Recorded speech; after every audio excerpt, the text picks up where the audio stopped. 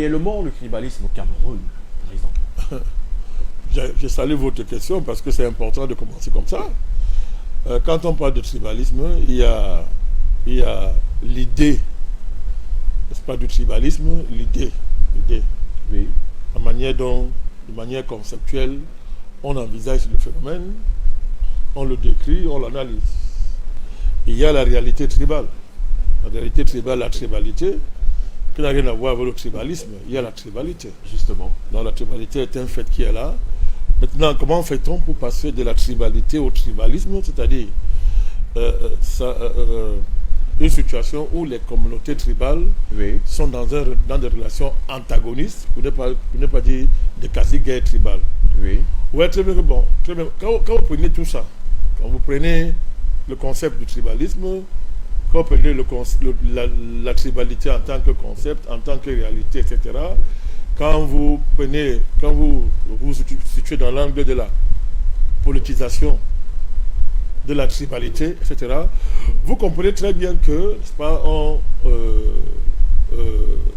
ferait bien de prendre au sérieux votre question. Est-ce qu'il y a le tribalisme au Cameroun? D'abord, c'est quoi le tribalisme? Première question, c'est quoi le tribalisme? Le tribalisme, c'est quoi? C'est toute tendance à transformer le fait tribal, la tribalité, en instrument d'affrontement avec d'autres communautés sur la base d'un rapport soit suprémaciste, soit d'un complexe d'infériorité, n'est-ce pas, qu'on aurait dressé, n'est-ce pas, avec d'autres communautés tribales. C'est le tribalisme. Donc, ça veut dire que des gens qui appartiennent à une communauté tribale vont, pour une raison ou quelconque, désigner l'autre communauté tribale comme étant leur ennemi, comme étant des personnes dangereuses. Et sur ce fait-là, vont développer une stratégie tribaliste pour soit répondre à l'agression de l'autre tribu, soit se défendre, c'est-à-dire se mettre en position de victime, qui exige une réparation, qui exige une justice, etc. De l'autre côté en face, on va se mettre en suprémaciste, qui estime que d'autres ne valent rien, sont des feignants, nous on travaille beaucoup, on est des génies, etc. Donc, vous voyez très bien que c'est ça. C'est ça qu'on pourrait... C'est ça le tribalisme. Défini à ras de sol. Maintenant, quand on a dit ça, votre question est simple. Au Cameroun, c'est le tribalisme. Mais moi, je vous réponds très, très facilement. Ça veut dire quoi? Moi, je ne connais pas au Cameroun une communauté qui s'organise en tant que tribu pour dire que, ok, moi, je vais aller agresser les autres. Je ne connais pas au Cameroun une communauté qui s'est levée et a dit, moi, en tant que groupe tribal, je vais aller envahir les autres, je vais les dominer, je vais les écraser. Vous savez pourquoi c'est impossible? Vous savez pourquoi c'est impossible? Je vous écoute. Depuis la colonisation, aujourd'hui, c'est impossible. Vous savez pourquoi? Parce que pour qu'une telle réalité arrive, il faut renverser l'État colonial. Hein? Maintenant que l'État là n'est plus là, il faut renverser l'État néocolonial qui est là. Puisque c'est lui qui est la force la plus puissante au plan de l'organisation et de la force publique. C'est lui qui a le monopole de la violence légitime. C'est lui qui est le législateur, n'est-ce pas, en termes de loi. Donc c'est l'État. Le phénomène majeur chez nous, vous avez raison, ce n'est pas le fait tribal. Le phénomène majeur, c'est l'avènement d'un État qui lui domine les tribus, domine les tribalités, et l'héritier d'une histoire coloniale qui a consisté à raser, à dominer, à soumettre les communautés tribales et aller ravaler, n'est-ce pas, à l'arrière-plan de l'histoire. Donc, quand on parle de ce principe, vous êtes un génie. Il n'y a pas de tribalisme au Cameroun. D'accord. Là, vous... Attendez, il faut bien comprendre, c'est important. Il n'y a pas de tribalisme au Cameroun. Alors, la haine, les messages de haine que vous voyez dans les réseaux sociaux, les tentatives d'indexer une communauté comme étant l'ennemi de l'intérieur, les tentatives de lutter contre le tribalisme par un autre discours, soi-disant anti-tribaliste, mais qui est tribaliste, etc. On voit très bien que c'est évident. C'est une instrumentalisation des différentes factions de la bourgeoisie néocoloniale qui contrôle le pays. On va y arriver très certainement dessus. Là, je vous réponds. Donc, c'est une instrumentalisation, n'est-ce pas, qui est le fait des factions, factions régionalistes, ethno-régionaliste de la bourgeoisie néocoloniale qui gouverne le pays. Parce que l'État camerounais, pour tenir, ne peut pas s'appuyer sur une seule ou deux ou trois ethnies. Il est obligé d'avoir une apparence d'un État national qui représente l'intérêt général de tous les Camerounais. De ce fait, il est obligé de se livrer à une espèce de ramassage géoethnique qui lui permet de revendiquer une légitimité sociologique et traditionnelle, à défaut d'avoir une légitimité électorale et historique. Donc, ce passé de ce fait-là, oui, et que vous connaissez l'histoire du Cameroun, vous allez comprendre qu'au Cameroun, pour que le colon s'installe, il a renversé l'ordre précolonial, oui, qui était un ordre communautariste, c'est-à-dire des communautés existaient, coexistaient, oui, dans le cadre d'un renversement de l'histoire de l'Afrique, oui, qui a des racines qui remontent à très longtemps, où on est passé, n'est-ce pas, de la grandeur de l'Égypte antique, de la Nubie antique, etc., et jusqu'aux grands empires. Et quand ces empires-là ont chuté sur le fait, parlons comme ça, de l'entreprise coloniale, nos pays, nos sociétés ont dégénéré dans une espèce de décadence qui a fait que, à la fin, le fait sociologique qui a résisté, c'est le fait tribal. Mais notre histoire, ce n'est pas une histoire de tribu. On le sait très bien. L'État est né en Afrique. La philosophie est née en Afrique. Les grands empires, l'Afrique connaît ce que c'est. C'est l'Afrique qui a enseigné à d'autres peuples ce que c'est que la philosophie, les mathématiques, la science. Dans notre histoire, ne peut pas être une histoire tribale. Donc c'est important de rappeler tout ça. Donc maintenant, quand on arrive à ce niveau-là, le colon il arrive, il nous divise il crée des tribus, il les hiérarchise, il décide qui est la bonne tribu, qui est la mauvaise tribu en fonction des résistances qu'il va rencontrer et des allégeances qu'il va susciter. Donc quand on entre dans une phase de l'histoire coloniale qu'on appelle donc la phase de la décolonisation, le colon se retrouve en face de puissants mouvements de décolonisation. Parmi ces mouvements connus en Afrique, il y a le Front de libération nationale en Algérie et il y a surtout la grande UPC au Cameroun. Parce que l'UPC au Cameroun, c'est l'unification des populations camerounaises dans un grand projet national qui prend son essence dans la résistance à la colonisation, dans la volonté de décoloniser à travers l'unification des populations camerounaises en tant que peuple historique. L'UPC a réussi ça. C'est un des plus grands mouvements de résistance indépendantiste de l'histoire du XXe siècle, l'UPC. Donc, l'UPC a réussi, n'a pas pris le pouvoir, mais elle a imposé l'indépendance au Cameroun. La France a donc juré que si je dois maintenir ma main mise sur ce pays, je dois détruire l'UPC, c'est-à-dire l'idée nationale au Cameroun. Mais ça, face à ça, observez bien, face à ça, bon, tout ça est dirigé par les élites.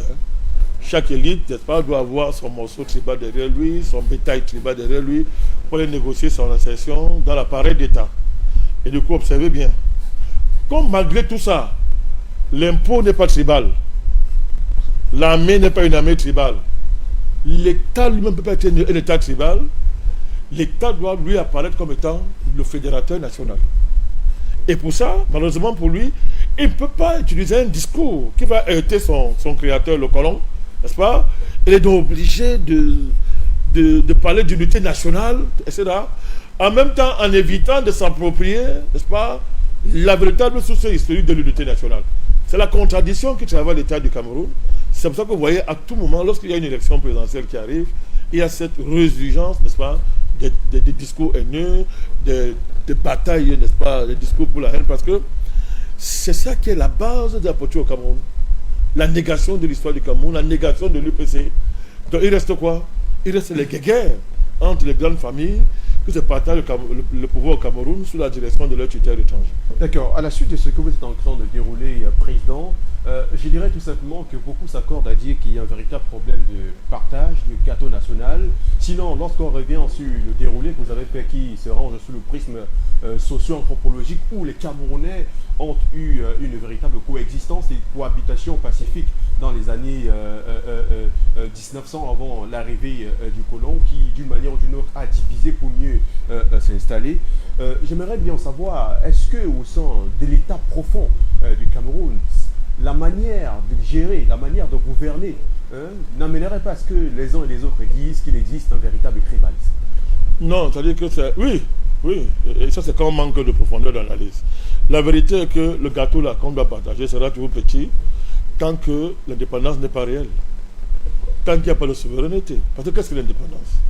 Qu'est-ce que la souveraineté? L'indépendance, ce n'est pas des mots des mots. L'indépendance, son véritable contenu, c'est l'indépendance économique. Ça veut dire que je dois être maître de mes richesses, maître de mon potentiel économique. Et même de mon destin. Mais c'est ça qu'il s'agit. Oui. Or, quand on observe, c'est quoi la colonisation? La colonisation, c'est de venir s'approprier nos richesses, nos matières premières, notre sous-sol. On s'approprie ça. Ça fait donc qu'une fois que le colon a pris ça, il dévalorise ça. Parce que s'il ne dévalorise pas ça, lui ne pourrait pas faire de bénéfices dans le cadre de ces transactions coloniales. Vous voyez un peu, si on paie les matières premières à leur vrai prix, ils ne vont pas s'enrichir comme ça. Donc vous voyez, premier blocage. Nos richesses nous sont arrachées, ne sont pas payées à leur juste prix. Deuxième blocage, on bloque le potentiel économique local. C'est-à-dire que vous avez des besoins. Oui. Vous avez des besoins, tout à l'heure on a parlé de l'eau, l'électricité, etc. Ces besoins-là, on bloque les capacités locales qui sont à même de créer des chaînes de production. On bloque ça et on vous oblige d'importer de la technologie, d'importer des compétences techniques. On vous facture ça. Tu vois, vous voyez un peu. On vous a bloqué les voies de l'économie. En confisquant en matières premières, on vous a importé les cultures de rente. Ça veut dire que vous ne produisez pas ce que vous allez consommer. Mais en même temps, on a bloqué aussi vos capacités d'industrialisation. Donc, il vous reste quoi? L'économie budgétaire. Ça veut dire que vous vendez même pas les matières premières. Ils vendent ça à l'étranger. Ils vous donnent une décote sur laquelle vous n'avez rien à dire, c'est pas, puisque c'est une décote truquée. Donc, ça fait votre budget.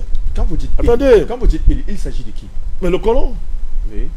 Les colons qui aujourd'hui ont changé de visage, sont des multinationales, etc. Les États occidentaux devenus impérialistes. C'est ça, l'autre phase de la colonisation, c'est l'impérialisme. Bon, après, il devient international et après, il est mondialisé comme on le vit aujourd'hui, il est globalisé comme on le vit aujourd'hui. Mais ce que vous dites, c'est quoi? C'est que dans le cadre du budget, là, vous voyez, dans le cadre de la gestion de cette économie coloniale, il faut une administration. Et la plupart du temps, ces besoins sont en total décalage avec les besoins de l'ensemble de la population.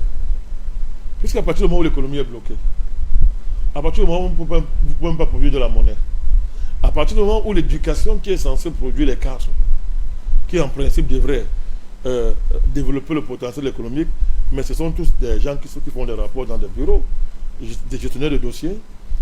Et comme l'administration devient donc comment dire ça, l'État devient le facteur majeur dans le pays, sa reproduction quotidienne est la priorité. Mais regardez le train de vie de l'État, sa qualité de vie, ses orientations en matière de vie. Il importe tout ce qu'il a besoin. À un moment donné, donc, ça demande...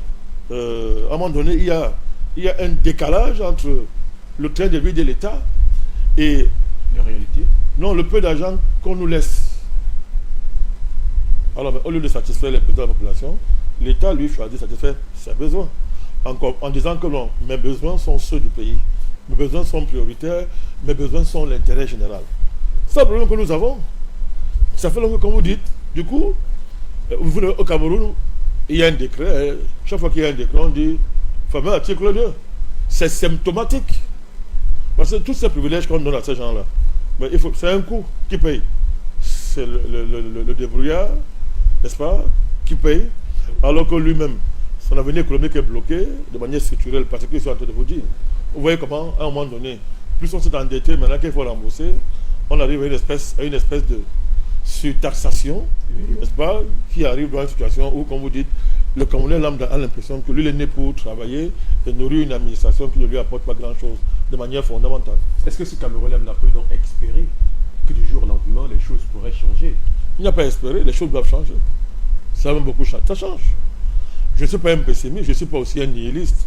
Cet État-là, malgré cet acquis-là, il y a quand même les acquis que nous avons. Le Cameroun de 1960 n'est pas le Cameroun d'aujourd'hui. D'accord. Est-ce que ce n'est pas... Oui, attendez, c'est vrai, le régime qui est là a quand même des acquis. Je ne suis pas un nihiliste. Hein. Oui. Ils ont des acquis. Les acquis sont là, mais... Justement. Mais le risque, c'est quoi? Comme c'est que, si on négocie mal la succession du président, ces acquis vont être anéantis à zéro. On va nous ramener, n'est-ce pas, avant l'indépendance. Voilà. C'est ça le risque qui nous gagne. Justement, puisque vous avez pleinement parlé de cette prévarication de la fortune publique ou encore de la dilapidation des fonds qui devraient être vraisemblablement redistribués afin que tous les Camerounais puissent en être satisfaits, est-ce que ce n'est pas aussi dû au fait que certains Camerounais ou encore certaines communautés ne se voient pas très souvent cooptés pour certains aspects de l'administration, de la vie publique, certains aspects de la vie commune, qu'ils se disent à un moment donné que bon, nous attendons aussi notre tour pour être au pouvoir afin de faire aussi comme ceux qui sont là aujourd'hui, elles le font. Est-ce qu'on peut dire, si vous me permettez, qu'actuellement au Cameroun, il y a une communauté qui dirige, qui gère les affaires? Non, c'est pas vrai. Il n'y a pas vrai. Pourquoi? Parce que le dit supposerait que le pouvoir est pour origine cette communauté. C'est une erreur à ne pas faire. Beaucoup tombent dans cette erreur, manipulés par certaines forces politiques qui, ne pouvant pas affronter les vrais problèmes du pays, d'une part, et d'autre part, assumer leur bilan, ont besoin de trouver les boucs émissaires. Donc, c'est ça l'anti-biaïsme primaire pour une partie de l'opposition. C'est ça le biaïsme primaire pour le parti qui est au pouvoir, le RDPC et l'État. C'est d'une part, de réduire l'État à la communauté d'origine, entre guillemets, de celui qui est au pouvoir. Et en face, c'est de désigner une partie de l'opposition comme étant portée par une communauté qui serait de ce fait l'ennemi de l'intérieur. Alors vous voyez que donc, ça fausse tout le débat.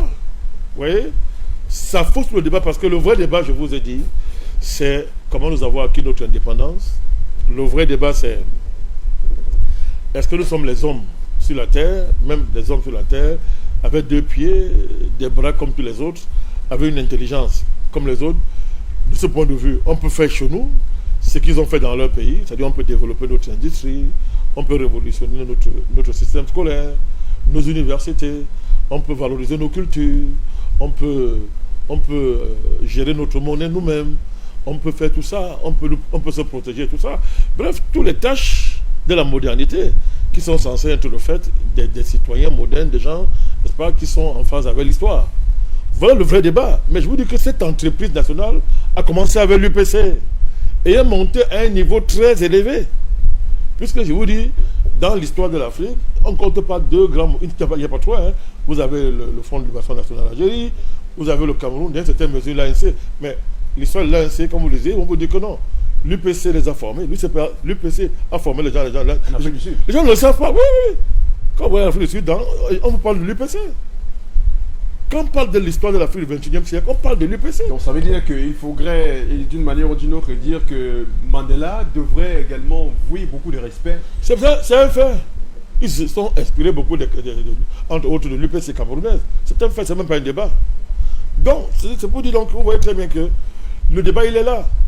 Donc, lorsque vous signez des accords avec l'ancien colon, il les met de vos matières premières, il vous donne celui qui forme, qui vous prête un système scolaire colonial, c'est lui qui gère votre monnaie, c'est lui qui vous gère votre armée, c'est lui qui gère votre diplomatie, c'est ça les porte-plumes, etc.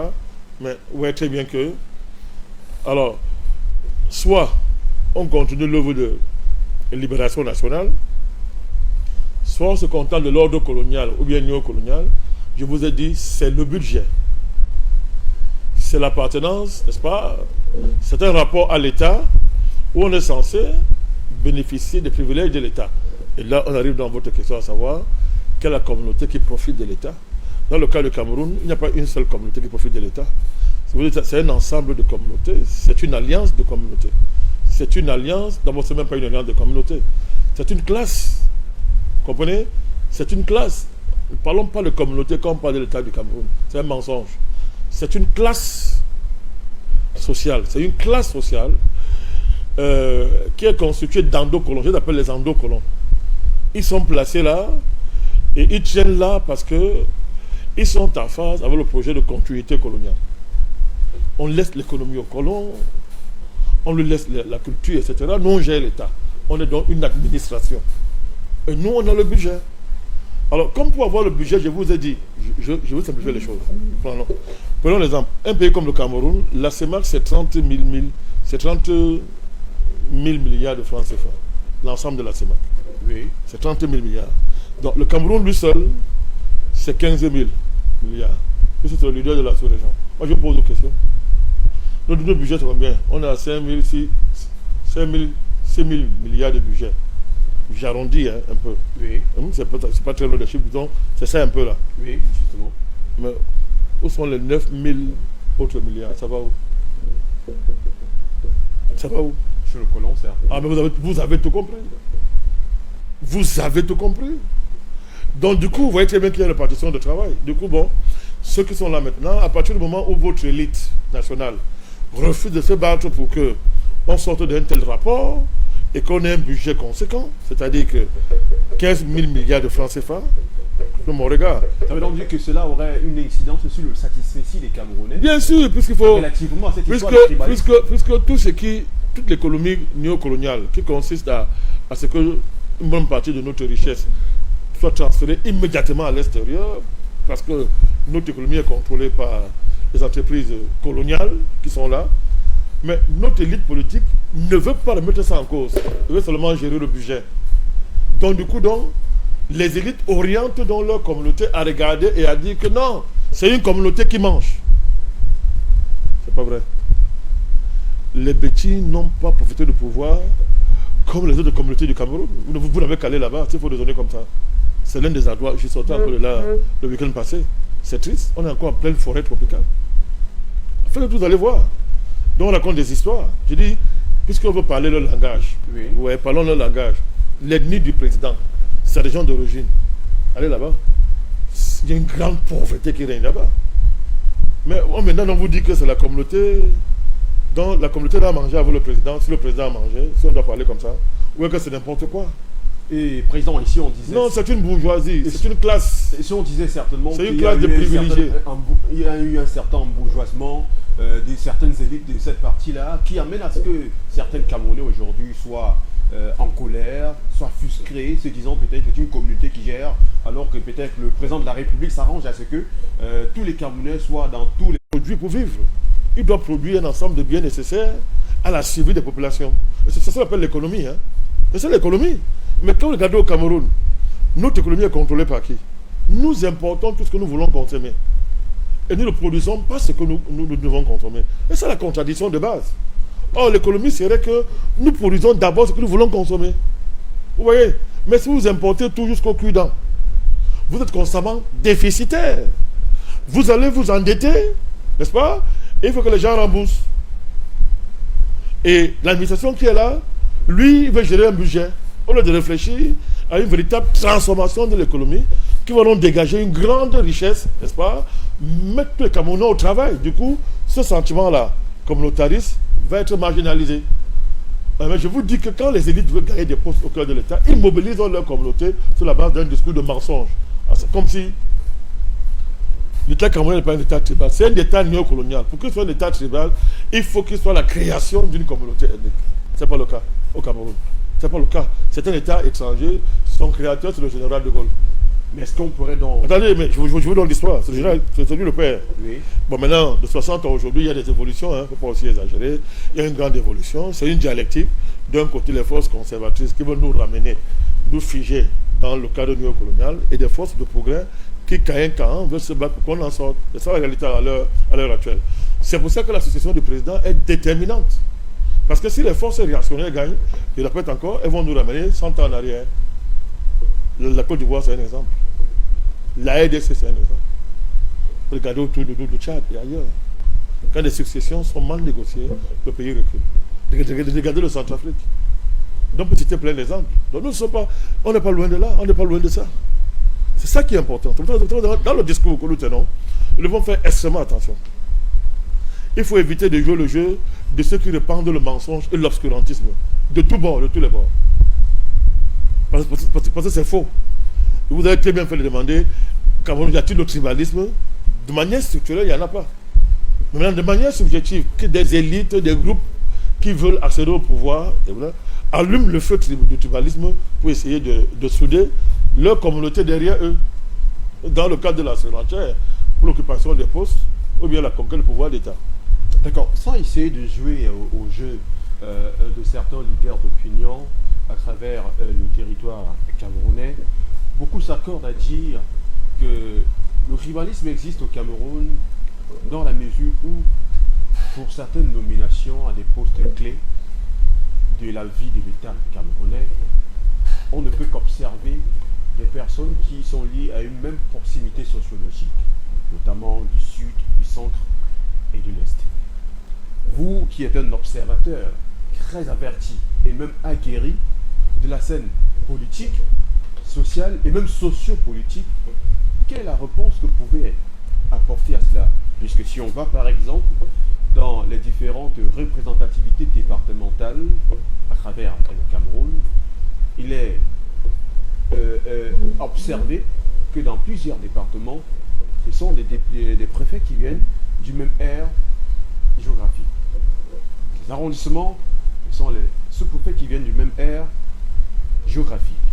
Mais la question qu'on se pose également est celle de savoir, est-ce qu'après cela, il y aurait également d'autres entités administratives qui regorgent aussi d'autres communautés du Cameroun, de manière à ce qu'il y ait un certain équilibre national? Bien sûr, il faut faire attention. C'est ça que je dis. Il faut éviter de faire des erreurs de perception. Oui.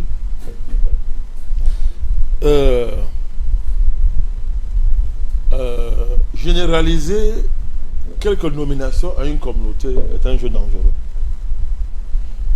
Parce que cette communauté n'est pas consultante comme communauté. Ce n'est qu'une répercussion des opinions. Non, je sais. Oui. Non, c'est pas vous, je vous réponds. Généraliser à une communauté quelques nominations, c'est un jeu dangereux. Ça, c'est le tribalisme. Oui. Parce que ça veut faire porter le chapeau à une communauté de nominations qui n'ont rien à voir avec l'intérêt de cette communauté, mais obéissent à une règle. Et voici cette règle-là, je vais vous la donner. Oui. La règle de la géoethnie. Vous voyez? La géoethnie. C'est quoi la géoethnie? Je vais vous expliquer. La géoethnie, pour la comprendre, il faut remonter dans ce que j'ai appelé tout à l'heure la création de l'ethnie, la création du tribalisme, n'est-ce pas? La définition et la hiérarchisation des tribus en groupe dangereux et en groupe non dangereux. Et ça, c'est le travail du colon. Ça veut dire que dans tous les pays, le colon, quand il est là, il sélectionne parmi les communautés qu'il a trouvées sur place.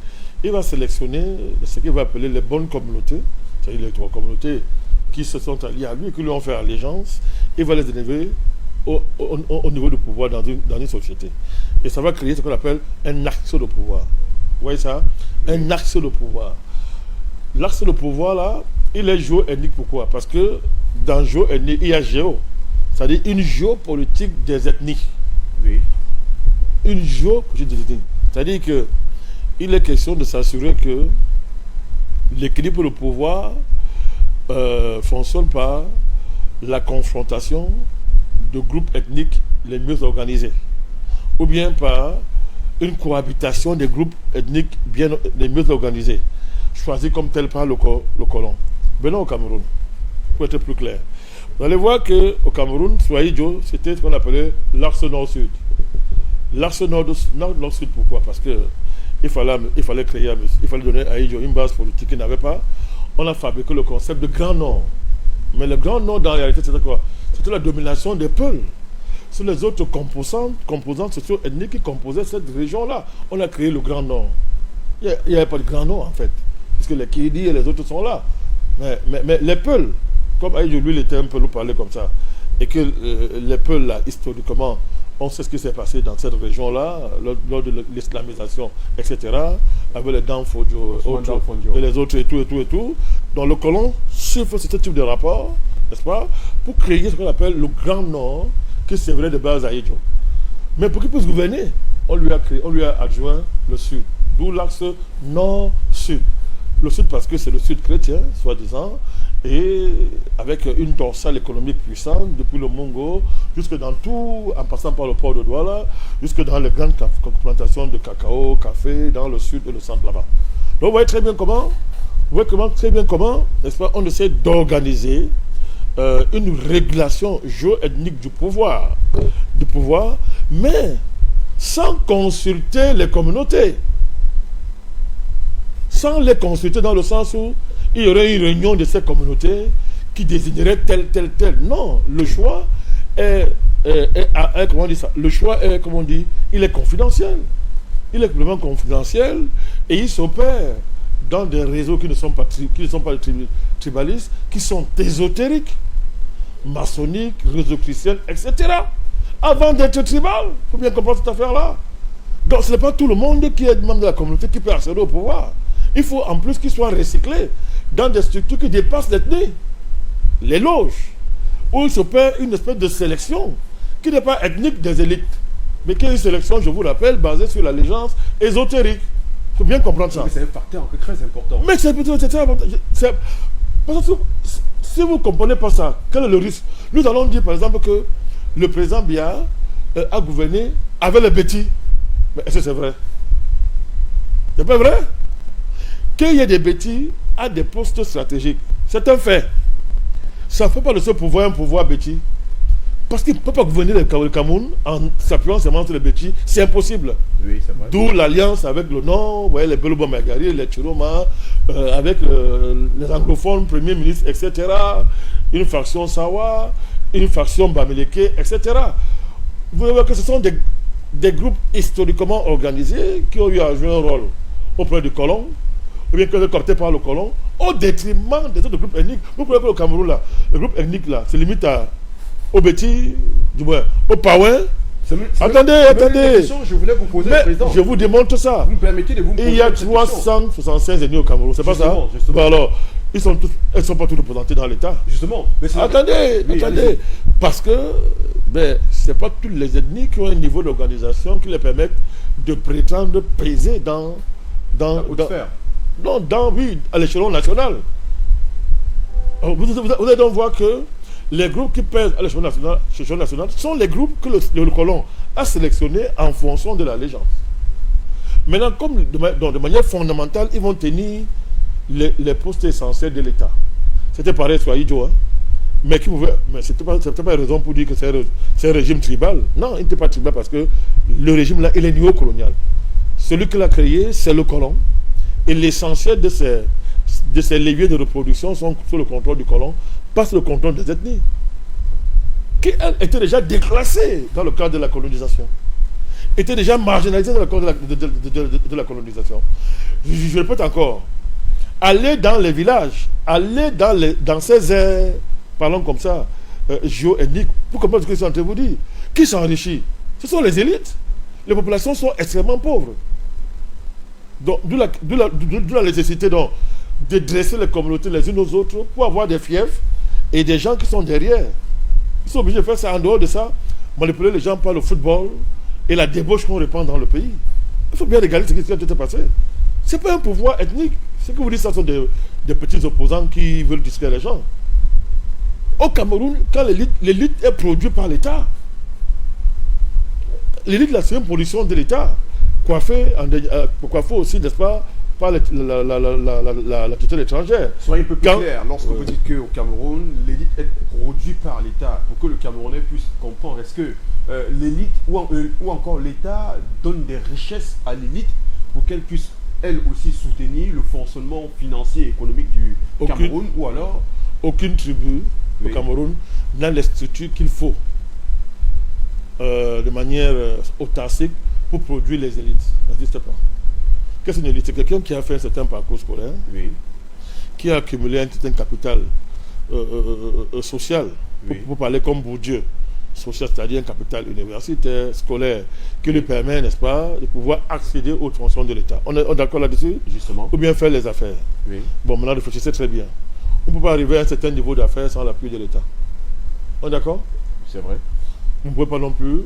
C'est l'État qui sélectionne, qui peut entrer dans sa fonction publique. Il faut un certain niveau scolaire. Or, c'est l'État qui est à l'université. C'est l'État qui gère le système scolaire dans son immense celui qui contrôle tout. Est-ce qu'on peut donc dire Attendez, que toutes les ethnies sont je vous valablement fais- représentées? attendez. Est-ce que l'État produit les Attendez. élites dans toutes les ethnies? Non, attendez, je vous parle de la sélection de l'élite. Oui. Cette élite-là a pour fonction de contrôler les populations à la base parce qu'il n'y a pas assez de richesses pour partager à tout le monde. Vous bien comprendre, on est dans une société inégalitaire, Oui. très inégalitaire. Je vous ai dit, tout à l'heure, je vous ai expliqué pourquoi le gâteau est petit, non? Parce qu'il n'est pas développé. Il n'est pas développé, le gâteau. Donc, il est petit. Donc, s'il est petit, il y a une guerre pour le partage. Et c'est les forts qui ont place à la table pour avoir leur part du gâteau et laisser les miettes aux pauvres. Et pour que les pauvres là ne s'énervent pas, il faut qu'on les contrôle. C'est ça le rôle de l'élite. L'article 2, c'est ça. Oui. Bon, alors, ça se voit en politique. Un gars peut être brillant au RDPC, à la base. Mais on va lui coller un matin une personne ressource. Pourquoi la personne est une personne ressource? Parce qu'il a un poste dans l'administration. Il a une fonction, que lui donne les moyens, que le militant, le base n'a pas. Pourtant, c'est un bon militant. On peut me le prendre, on l'élève. Non, mais non. Vous voyez très bien que quand vous voyez tout ça, vous comprenez de quoi je suis en train de vous parler. Donc, méfiez-vous des discours qui parlent du tribalisme. Parce que c'est l'État qui est le facteur majeur dans notre société. C'est l'État qui, pour s'organiser, a besoin de recruter partout un ensemble de ressources. Même si, maintenant, dans la gestion, il fait de la géoethnie, mais il est obligé de recruter partout. Il est obligé. Parce qu'il n'a pas le choix. Mais, dans la répartition du gâteau national, il y a une inégalité en matière d'accès. Parce que, comme je vous dis, pour y accéder, il faut avoir un capital. Le capital, il est rare. Pour y accéder, il faut un parcours complexe qui montre que ce n'est pas la tribu qui peut pousser à faire ça. Imaginez d'une autre. Alors, ne soyons pas naïfs. Je ne suis pas naïf. C'est-à-dire que l'organisation des communautés tribales peut déboucher sur des mécanismes d'appropriation, d'accumulation des capitaux, n'est-ce pas, qui, à un moment donné, peuvent relever d'une certaine prédation interne. C'est un fait. Mais, même ça, c'est du tribalisme. À partir du moment où l'État est là, le législateur en chef, maître de la réglementation, détenteur du monopole de la violence légitime, il doit faire son travail. S'il ne le fait pas, pourquoi est-ce qu'on va accuser les communautés qui n'ont pas les moyens de l'État? Vous comprenez très bien la nuance. Vous voyez la nuance. Donc c'est cela qu'il s'agit. D'accord. Alors, Président, nous restons toujours dans le cadre de cette édition dans laquelle vous ne manquez pas de nous apporter beaucoup d'éclaircies sur ces faits qui gangrènent, qui interpellent au plus haut niveau. Et c'est l'occasion d'ailleurs pour nous de saluer ici tous les différents téléspectateurs qui nous rejoignent à l'instant.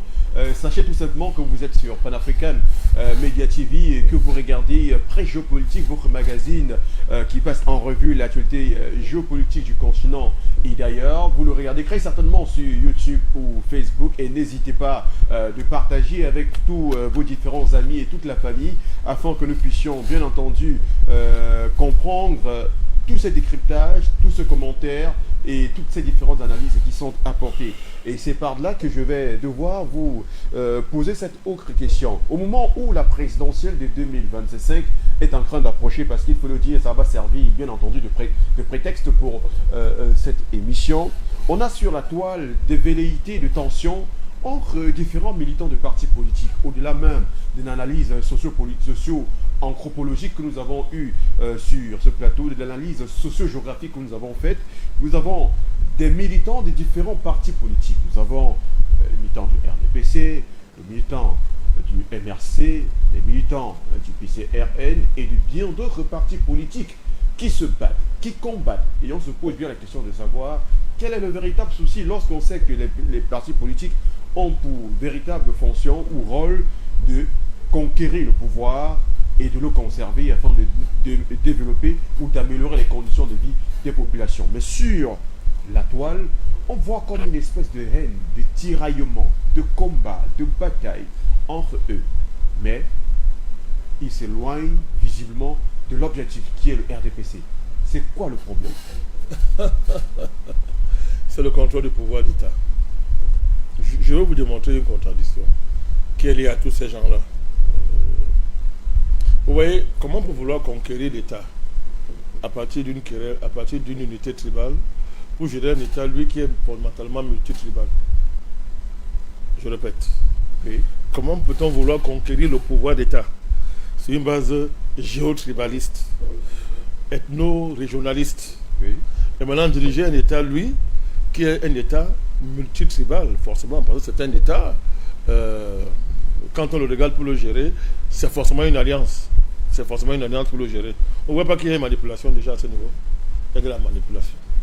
Vous ne comprenez pas ça si vous ne connaissez pas la généalogie des partis politiques qui s'affrontent. Il faut avoir ce qu'on appelle la généalogie des partis politiques au Cameroun. Bien lancé. Très bien.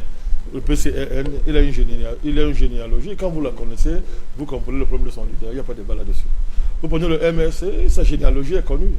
Et quand vous le connaissez, sa généalogie et celle de son leader, le débat est clos là-dessus. Président, nous sommes dans une émission beaucoup plus pédagogique. Nous souhaiterions essayer mais qu'est-ce qu'une généalogie? de revenir profondément sur la généalogie de ces différents partis politiques afin de fixer les téléspectateurs. Non, c'est fixé. Ça veut dire que comment quelqu'un devient président d'un parti? Oui. Quel est son parcours? Quels sont les intérêts individuels qu'il porte? Et maintenant, quel est l'intérêt que son parti va porter? C'est tout. C'est ça la généalogie et la structure fondamentale d'un parti. Ce ne sont pas les discours qui font un parti politique. Ce ne sont pas le programme. C'est pour les enfants naïfs qu'on écrit ça. Ce ne sont pas les programmes? Non, c'est pour les naïfs. Il faut laisser ça. C'est pour tromper les naïfs. Un parti politique, c'est la généalogie. C'est-à-dire que quelles sont les forces sociales qui portent le parti, qui le constituent. C'est ça. Non, mais vous dites quand même une chose curieuse. Je vous fais un cours de sociologie politique. Vous dites une chose curieuse. Qu'un parti politique, ce n'est pas un programme politique. Mais ça peut tromper les naïfs. Vous avez vu quel parti? On n'est pas ici. C'est la démocratie, tout ça, c'est la démagogie. La démagogie. Mais Charles Pasqua a dit à son temps, mais les promesses engagent ceux qui y croient. De temps en temps, il y a des moments où quelqu'un surgit, il essaie d'être fidèle. C'est le cas de Donald Trump à son programme, peu importe ce qu'on pense de lui, mais de manière fondamentale. C'est pour les naïfs qu'on fait les programmes politiques. Pourquoi? Je vais vous répondre. Quand je fais un programme politique pour aller au pouvoir, je n'ai pas les données, hein. Je n'ai pas toutes les données à ma disposition. C'est quand je suis au pouvoir que j'aurai les vraies données. Donc, je peux faire un programme politique qui ne correspond en rien à la réalité des données qu'il veut trouver autant au pouvoir. Hein? Je vais vous expliquer ça très bien, vous allez comprendre. C'est l'occasion de faire. Téléspectateurs. Oui, de faire un cours de sociologie politique. Le décalage entre les programmes et la réalité du pouvoir. Maintenant, je n'ai pas arrivé au pouvoir, j'ai fait un programme politique, je trouve une conjoncture internationale qui m'interdit de mettre mon programme à l'ordre du jour. Je fais quoi? Je veux m'adapter à cette conjoncture. Donc je renonce à mon programme. Mais encore faudrait-il qu'on ait au préalable un programme qui puisse convaincre. Je n'ai pas dit le contraire. Puisque vous aimez le programme, on va vous le servir. Puisque ceux qui demandent le programme ne sont pas totalement naïfs. Écoutez-moi, je dis, les programmes, vous les aurez toujours. Un programme, on s'assoit, on écrit ça. Vous payez les gens, vous écrivez un programme politique. Oui. Là, c'est compliqué. Vous les aurez toujours, mais je vous parle un langage profond. Je vous dis que ce n'est pas le programme qui est important pour savoir quelles sont les orientations fondamentales d'un parti. Ce n'est pas toujours le programme qui est clair. Oui. Parce qu'on peut vous mentir et on ment. La démocratie, c'est le mensonge. On te ment. Je vais faire ça. Je fais autre chose. Les exemples sont légion, vous aussi. Écoutez, le président Biya, quand il a été là en 2018, il nous a dit que ça sera l'année la plus décisive de l'histoire du Cameroun. Le mandat, c'est. C'est pas ce qu'il a dit. Mais il n'a même pas pu changer son gouvernement. Et tous les buts qu'il s'est fixés en 2018, il les a atteints. Mais tous les jours, quand vous l'écoutez, vous dites il y a eu tel choc international, il y a eu ceci, il y a eu cela. Et en partie, il a raison en partie, il ne ment pas. Donc je vous parle du programme. Je vous dis que ce n'est pas ça, je vais aller même plus loin. Prenez l'exemple d'un certain parti d'opposition au Cameroun qui diabolise le régime, il dit non, il ne va rien tout et tout. Je vais vous poser cette question. Quand il va arriver au pouvoir, il va gérer avec l'équipe. Il a certainement son équipe, on ne sait pas. Non, laissez l'équipe. Il va gérer avec l'armée.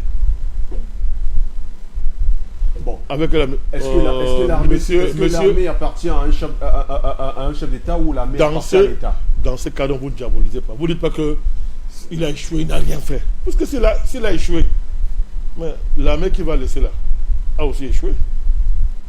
L'administration qu'il a laissée là a aussi échoué. Même les impôts qu'il a laissés, ne prenez plus les impôts. Je vais vous démontrer la part de démagogie qu'il y a en politique. Oui. Que certains utilisent dans la politique, n'est-ce pas, pour accéder au pouvoir. Vous comprenez ce que ça veut dire? Le programme est important, mais ce n'est pas ça qui doit vous amener. C'est que je vous donne les clés pour savoir à qui vous avez affaire dans un parti politique. 1. La généalogie politique de son leader. Qu'est-ce qu'une généalogie? Il sort d'où? Quel est son parcours? Quels sont les intérêts fondamentaux de sa vie? Il vit comment? Deuxièmement, quelles sont les forces sociales qui portent réellement son parti? Est-ce que vous me suivez?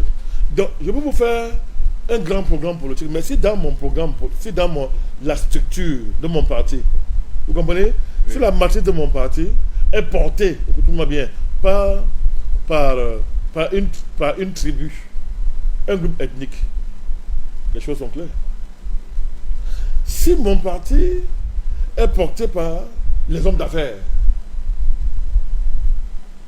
les chefs d'entreprise industrielle, mais mon orientation sera connue, peu importe ce que je vais vous dire. Si je suis un parti politique qui est un parti de masse, qui mobilise beaucoup de populations, même pauvres, qui cotise pour que le parti fonctionne, c'est autre chose. Attention, il y a les partis conservateurs, il y a les partis progressistes, il y a les partis révolutionnaires, il y a des partis de gouvernement, essentiellement le gouvernement, de notables, il y a. Vous devez être en mesure de distinguer ces différentes, de maîtriser cette typologie des partis politiques. Au Cameroun, comment les gens sont rapportés, sont au niveau d'une telle démarche? Combien de gens sont au niveau d'une telle démarche? On appelle homme politique n'importe qui. On n'a pas besoin de le situer sur l'échiquier sociopolitique. On n'a pas besoin de le situer. Oh non, d'abord, quelqu'un vient et dit non, écoutez, moi je suis agrégé, je suis un savant, suivez-moi. L'autre vient et dit je suis jeune, suivez-moi. L'autre vient et dit j'ai l'expérience, j'ai 43 ans au pouvoir. Donc d'autres ne savent rien, ce sont des grands enfants, etc. etc. Mais vous ne voyez pas que c'est amusant. Tout ça c'est amusant, c'est pas ça la politique. Il faut qu'on arrive à un moment donné où, n'est-ce pas, les gens soient capables d'interroger les vrais contenus qui sont liés maintenant aux appartenances du leader. Je prends un autre exemple. Prenez le Cameroun là. Vous dites qu'il ne se bat dans les réseaux sociaux, non? Je ne sais pas ce que vous dites. Oui. La nuit, ils sont francs-maçons. Vous êtes d'accord que la nuit, ils sont francs-maçons. La plupart de ces leaders-là sont francs-maçons au Cameroun. Donc ils se retrouvent quelque part. On se moque de qui? Ensemble. On se moque de qui? Au Cameroun, ceux que tu dis sont des francs-maçons à l'heure actuelle. Mais on se moque de qui? Vous voyez dans les loges, la sélection est tribale? Non. Là-bas, la sélection, elle est ésotérique. C'est votre poids ésotérique qui compte, qui vous détermine. Et ce sont des fraternités ésotériques. À l'intérieur, on dit qu'il faut aider les fraternes. Donc, vous voyez, il y a tout ça. On peut citer, il y a tout ça qui montre qu'il faut faire attention en matière d'analyse politique au Cameroun. Il faut faire très attention. Moi, je vous dis, moi, je ne crois même pas. Quand je vois tout ça, moi, je ris, vous savez pourquoi? Parce qu'il y a une ligne rouge qui ne peut pas franchir. Vous savez pourquoi? Ça se limite dans les réseaux sociaux. Pour animer un peu et tromper les naïfs. Le Camerounais qui est là a besoin de collecter les impôts de tout le monde au Cameroun, indépendamment de votre appartenance ethnique. Donc il y a un niveau de tribalisme où il va être obligé d'arrêter. Il va stopper. Puisqu'on ne peut pas tribaliser l'impôt. On ne peut pas tribaliser l'impôt. Donc à un moment donné, lui-même il est obligé de s'arrêter. Il va dire que bon, maintenant ça va, stop. Vous êtes en train de voir comment quand ça atteint un certain niveau, l'État commence à sortir. Vous dites que parce que il faut bien qu'il soit national, il faut qu'il soit un État supra-tribal, il est obligé. C'est pas par amour, l'armée ne peut pas être l'armée d'une tribu, c'est impossible. L'administration, pareil, etc. C'est impossible. Les impôts ne peuvent pas être tribalisés. Les relations internationales, on ne peut pas les tribaliser. Puisque vous parlez des relations... Vous comprenez ça? On ne peut pas les tribaliser. Donc tout ça, c'est une instrumentalisation qui va s'arrêter lorsque ça aurait servi à éliminer telle politique. Comment? À neutraliser telle, etc. C'est tout. D'accord. Puisque nous parlons de ce sujet-là, ça m'amène à faire jaillir ce concept. Est-ce qu'à un moment donné, président Bandakani, on n'a pas le sentiment que s'il y a des velléités, si vous permettez, de tribalisme au Cameroun entre les différents citoyens, c'est certainement, permettez, c'est certainement l'émanation... Les factions de la bourgeoisie néocoloniale. C'est certainement... Je préfère ça. Permettez que je termine d'abord. Est-ce que c'est certainement l'émanation des préceptes tels que l'autochtonie et ou l'allogénie qui sont insérés dans la constitution du Cameroun? Parce que lorsqu'on essaye un peu d'ancrer dans les bas-fonds ou les confins du pays, on a souvent vécu des situations où certains Camerounais sont expulsés de certaines zones où ils s'y sont implantés, ils trouvent de leur pain au quotidien alors qu'ils ont quitté leur zone d'origine, leur zone géographique d'origine pour aller dans certaines autres zones. Et du jour au lendemain, pour peu qu'il y ait eu un petit pépin, on vous dit, portez tous vos bagages et débarrassez le plancher puisque vous n'êtes d'ailleurs pas autochtone ici. Alors, comment comprendre cela? Est-ce que ce n'est pas le fait que la Constitution a consacré le concept d'autochtonie ou alors chacun devrait rester où il est né? Non, il faut remonter l'histoire du Cameroun et l'avènement de l'État du Cameroun pour comprendre ce que vous êtes en train de dire là. Oui. Le concept d'autochtone et d'allogène ont été inscrits dans la Constitution de 96, je crois. Oui. Je crois 16 janvier ou 18 janvier 96, je crois bien. Par qui? C'est là où je vais vous dire. Vous êtes très intelligent à la question que vous l'avez posée. C'est une question profondément politologique. Et ce n'est pas la portée de tout le monde. Je vais vous répondre, vous allez comprendre comment la nuance est importante dans la politique quand on fait de l'analyse. Oui. Les notions d'allogène et d'autochtone, pour parler donc comme vous, c'est vous qui avez mis ça dans la Constitution? Non, nous l'avons découvert. Ah non, nous l'avons découvert. C'est quelqu'un qui l'a mis. Ça veut dire que si la personne ne veut pas mettre, il n'aurait pas mis. Cette personne-là, c'est le président de la République, garant de la Constitution, et le constituant, l'ensemble du corps constituant de l'époque, n'est-ce pas, qui a décidé que insérons ces notions dans la Constitution. Ce n'est pas une ethnie qui s'est levée et a dit allez me mettre ça dans la Constitution. Vous voyez la nuance? C'est très important ce que je suis en train de vous dire. Ce n'est pas une ethnie qui s'est levée. Parce que l'État pouvait dire qu'on ne met pas ça. Puisque la question camerounaise a existé sans ça pendant un moment de temps. Le Cameroun n'est pas mort.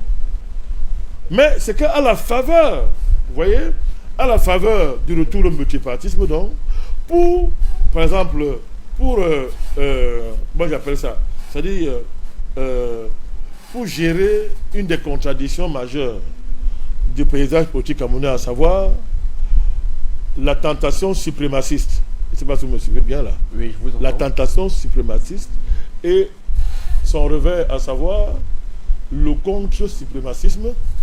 Pour gérer ça, l'État a décidé de mettre dans la Constitution ces notions d'allogène autochtone et les notions de protection des minorités. Vous voyez? Mais ça veut dire que celui qui a mis au-dessus de tout ça, c'est celui qui met là, il est au-dessus. Il gère ça, c'est lui qui gère. Oui, donc je vous dis, il y a toujours, l'État est supérieur aux tribus. Cet État-là, attention, il n'est pas tribal, il est néocolonial. Il l'instrumentalise. Vous voyez? Il l'instrumentalise objectivement et subjectivement ces contradictions-là qui pour permettre de se maintenir. En paraissant comme le garant des intérêts des minorités qui va donc fédérer derrière lui pour préserver, n'est-ce pas, le pays d'une tentation suprémaciste, soi-disant d'un groupe ethnique. Bien, comment ça? Voilà. Et qu'en retour, lui-même, l'État est obligé de s'assurer à un certain niveau de la maintenir dans la communauté nationale. Alors, c'est la question vous dites qu'on chasse de temps en temps les allogènes dans certains endroits du pays. Je vous relance sur la même question, Président. Est-ce que vous seriez d'avis avec bien de personnes que l'insertion de ces notions-là ont une conséquence inhérente? Bien sûr. Oui. Ça a exacerbé le sentiment tribal. Inévitablement. Parce que derrière les questions de minorité et d'allogènes, se sont greffées, n'est-ce pas, une surenchère tribaliste, une surenchère soi-disant anti-suprémaciste. Oui. Tout à fait. Quand je parle de la tentation suprémaciste, vous savez où je vais. Le peuple bamileke, soi-disant. Par exemple, lui, il y a une question, l'enjeu de l'inscription dans la Constitution de ces notions qu'on vient de convoquer. L'enjeu était quoi? L'enjeu était de s'assurer que, n'est-ce pas, puisque la communauté bamileke, présentée comme étant des envahisseurs, entre guillemets, est diasporique dans l'ensemble du sud du pays. Est-ce qu'en 1996, déjà, les signes présentaient déjà la communauté bamileke comme étant une communauté nomade ces ou notions-là, envahisseur? Ces notions ont été mises à condition pour gérer ça. Vous êtes jeune, je vous donne l'information. C'est pour gérer ça qu'on a mis ça là. Vous êtes là au cœur de la politique au Cameroun. C'est le cœur. Donc, on estime, par exemple, au niveau des élections locales, pas attention, n'est-ce pas, les Bamileke qui sont implantés dans tout le sud du pays, bon, un peu moins au nord, mais partout là, ils peuvent même gagner les élections locales, simplement qu'ils se posent à Douala, sérieusement, à Douala, par exemple, qui se posent aussi dans des régions au centre, etc. On dit que, mais comment, au niveau des élections locales, ces gens-là peuvent gagner? Donc, pour donc gérer ça, pour faire écho à un ensemble de revendications d'une minorité, l'État a consacré cette notion de la Constitution du Cameroun. Mais je vous réponds une fois pour vous dire que faites attention. Ce ne sont pas les ethnies qui se sont levées pour aller mettre ça dans la Constitution. Ils se sont... Une structure supra-tribale a interprété les revendications et a dit ok, je règle ça ici. Une fois de plus, vous voyez que l'État est supérieur aux tribus. Donc, je veux dire que supérieur aux tribus. Donc, il a la capacité de les modérer. Bon, est-ce que cela... Vous voyez très bien qu'il a la capacité de les modérer, oui, de les contenir. Je vais même plus loin. Oui. La question des gens où on chasse. Oui, bon. D'accord, on chasse. Mais à un certain niveau, l'État est obligé de stopper. Il est obligé de stopper. De stopper quoi? Le chassement. Parce qu'à un certain niveau, il est obligé d'arrêter lui-même. Parce que pourquoi? S'il laisse jusqu'au bout, il n'est plus un État national.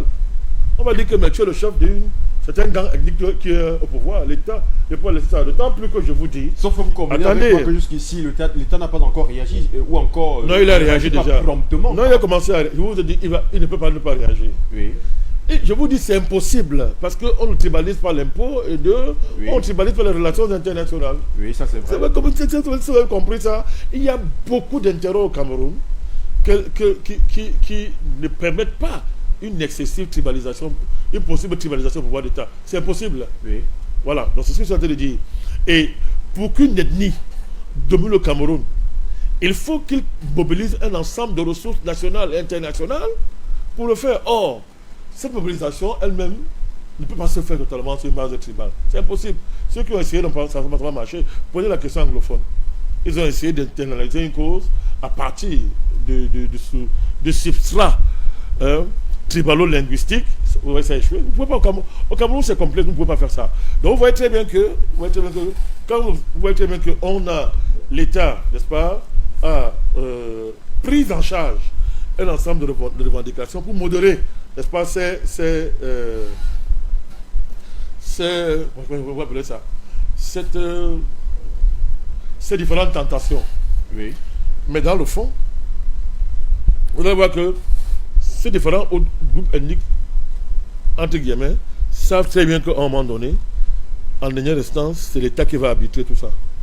Elles le savent. Elles le savent, ça se voit, elles le savent, que c'est l'État qui va arbitrer. Alors, et la bourgeoisie d'État, donc, se sert de tout ça, donc, vous voyez, il est très fort là maintenant. Il l'instrumentalise quand c'est chaud. Il instrumentalise les factions, n'est-ce pas, de différentes bourgeoisies au cœur de l'État. Les baronnies qui sont au cœur de l'État vont donc à un moment donné instrumentaliser, n'est-ce pas, le ressentiment ethnique, l'appartenance ethnique, comme je vous ai dit, dans le cadre de leur bataille pour la conservation des positions au cœur de l'État, y compris la prise de pouvoir. Oui, ceux qui sont au cœur de l'État doivent s'assurer à ce que dans leurs différents fiefs, ils soient maîtres. Vous savez? Oui. Et pour être maître dans votre fief, vous ne venez pas parler un langage national, vous venez parler le langage du village. Vous venez parler un discours, vous fédérez l'ethnie autour de vous. C'est à l'État qui revient le rôle de fédérer tout le monde dans le cadre de sa redistribution des postes comme il est en train de faire. Maintenant, celles des élites qui sont écartées, qu'est-ce qu'ils font? Pour aussi peser, quand ils estiment qu'ils ont assez de moyens pour le faire, et aussi vont maintenant mobiliser, n'est-ce pas, les différentes factions mobilisées, sur la base d'une surenchère ethnique pour avoir une position politique qui soit en mesure de les amener à peser, comme je vous ai dit, oui, dans la répartition des postes au cœur de l'État, à défaut de ça, dans la conquête du pouvoir. D'accord. Alors, mais au Cameroun, je vous rassure, vous ne pouvez pas conquérir le pouvoir au Cameroun sur une base ethnique. C'est impossible. Parce qu'il vous faut des alliances étrangères. Vous comprenez ça? Il faut les alliances étrangères. Alors, nous allons sortir... Il faut les alliances avec l'armée, on va sortir de cette question avec cet autre volet. Est-ce que vous pensez, Président, dans une moindre mesure, qu'il faudrait un jour ou l'autre penser à ce que ces deux préceptes ou concepts soient extirpés de la Constitution pour tenter d'une manière ou d'une autre de taire les frustrations communautaires ou encore les relents identitaires qu'il y a aujourd'hui, jusqu'à peut-être que dans le Grossfield. Parce que s'il y a par exemple des communautés qui sont aujourd'hui taxées d'envahisseurs et que dans la constitution camerounaise, il y a un cadre légal qui encadre cela, c'est comme si peut-être à un moment donné, on les met des limites en disant, vous êtes Camerounais, c'est vrai, mais ne franchissez pas cette limite, ne venez pas vous agglutiner ici. On n'aimerait pas qu'il y ait agglutination ici. Restez jusqu'ici.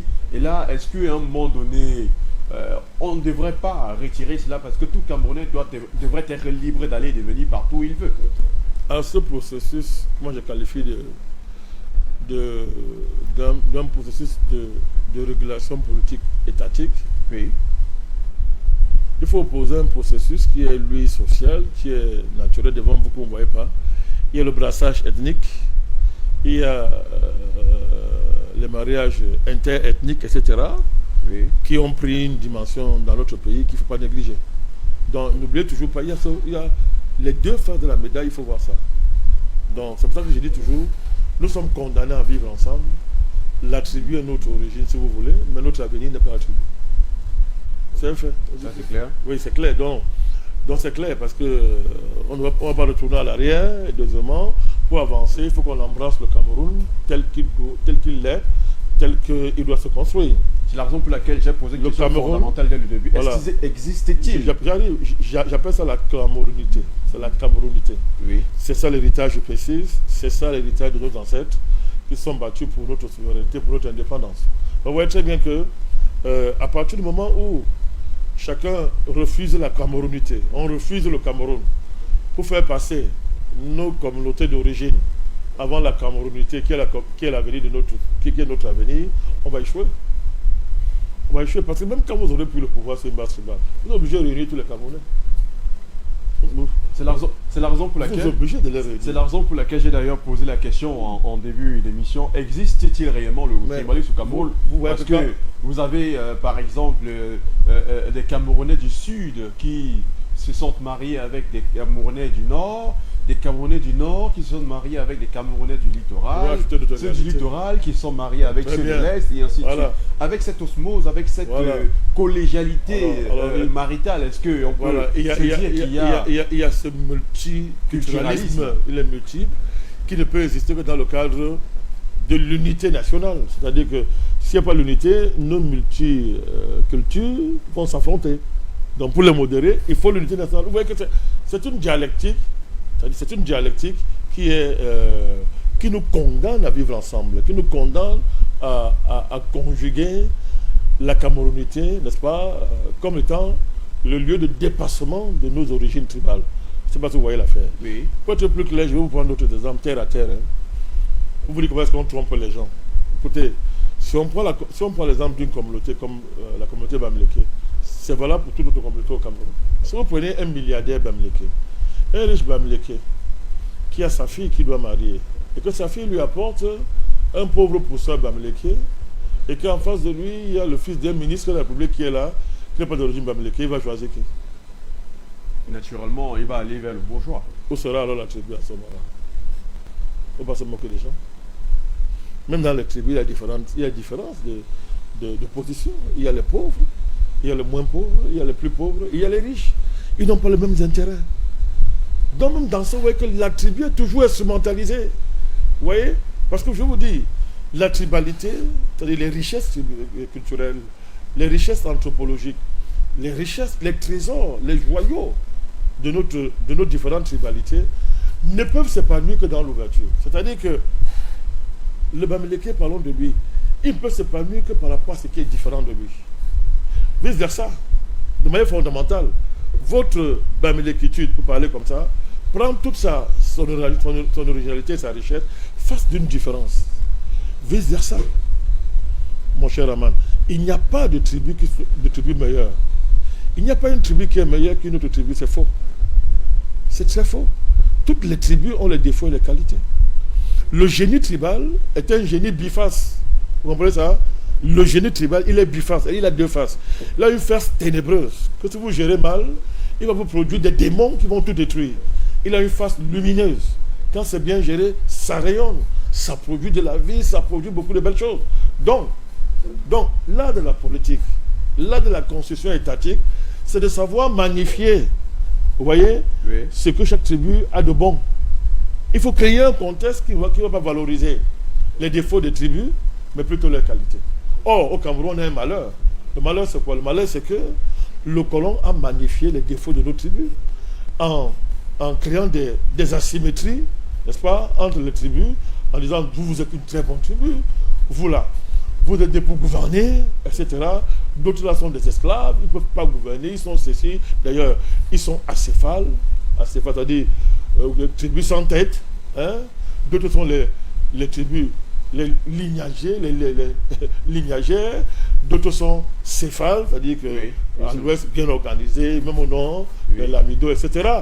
Donc, toutes ces choses-là ont pour but, vous voyez, de créer une matrice pour la guerre civile, pour la guerre tribale. Or, il faut magnifier ce que nous avons, la beauté des tribus. La tribu, c'est un monstre à deux faces. Si vous vous amusez à jouer avec ça, vous avez un génocide. Pour éviter un génocide, il faut de vrais États. La solution, vous avez dit, c'est de décoloniser l'État. Il faut décoloniser l'État totalement.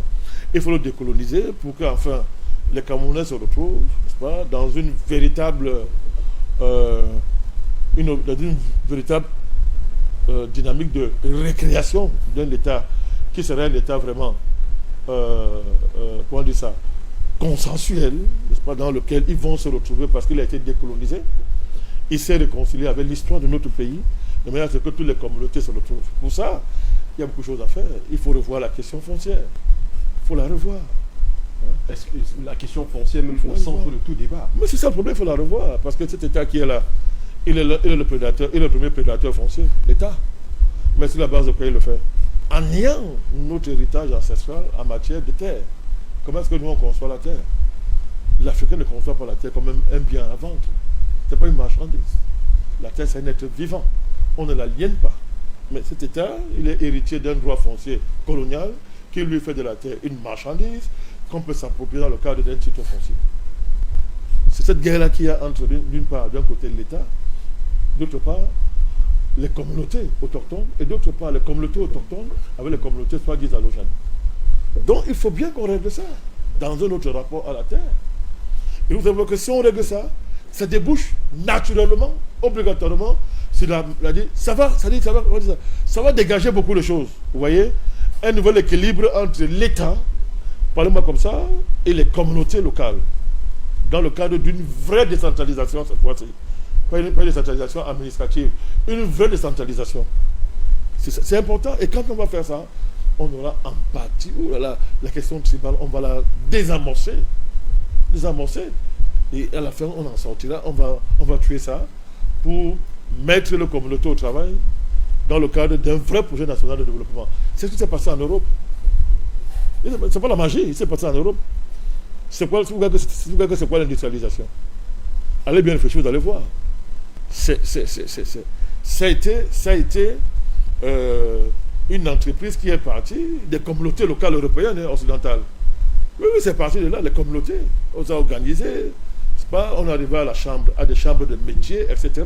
Plus tard, ça a débouché sur la révolution industrielle, n'est-ce pas, qui a abouti à l'avènement de la bourgeoisie.